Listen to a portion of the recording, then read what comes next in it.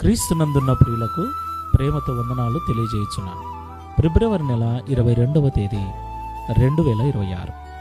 ఈరోజు దేవుడు మనకు చేస్తున్న వాగ్దానం ఏమిటనగా, యెషయా గ్రంథము 44వ అధ్యాయము 24వ వచనం. గర్భము నుండి నిన్ను నిర్మించిన నీ విమోచకుడగు యెహోవా ఈలాగు సెలవిచ్చుచున్నాడు. యెహోవానగు నేనే సమస్తమును జరిగించువాడను. నేనొకడనే ఆకాశమును విశాలపరచిన వాడను, నేనే భూమిని పరచిన వాడను. ఆమెన్.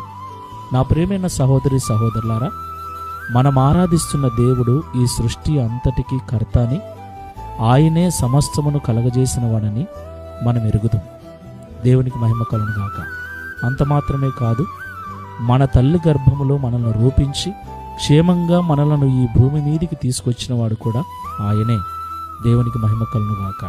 అంత మాత్రమే కాదు ప్రియులారా, ఈరోజు సజీవులమై ఈ మాటలు మనం వినగలుగుతున్నామంటే ఇంతవరకు కంటికి రెప్పలా మనల్ని కాచి కాపాడిన దేవుడు కూడా ఆయనే. దేవునికి సమస్త మహిమ కలుగును గాక.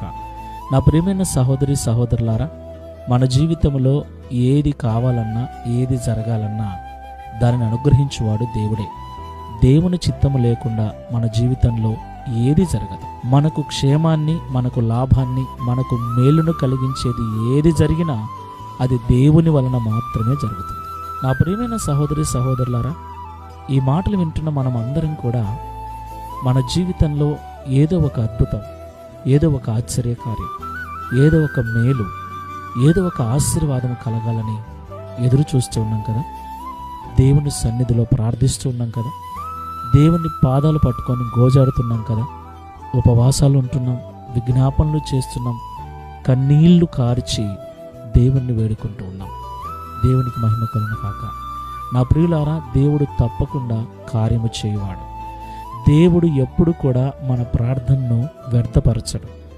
దేవుడు ఎప్పుడు కూడా మనల్ని త్రోసివేసేవాడు కాదు.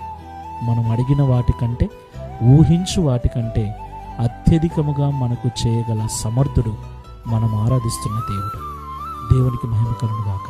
కాబట్టి దేవుని సన్నిధిలో అధైర్యపడక, విసుగు చెందక, అలసిపోక, ఎడతెగక ప్రార్థన చేయి.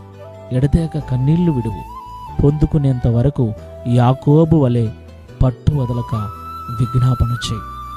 దేవుడు తప్పకుండా నీ ఆశను నెరవేరుస్తాడు. ఈ మాటల ద్వారా ధైర్యపరచబడి శుభప్రదమైన నిరీక్షణతో, విశ్వాసముతో, ప్రార్థనాపూర్వకంగా ఈ విశ్వాసపు యాత్రలో ముందుకు వెళ్దాం. ప్రార్థన చేసుకుందాం. సర్వశక్తి సంపన్నుడవైన యేసయ్య, సర్వాధికారమైన తండ్రి, మీకు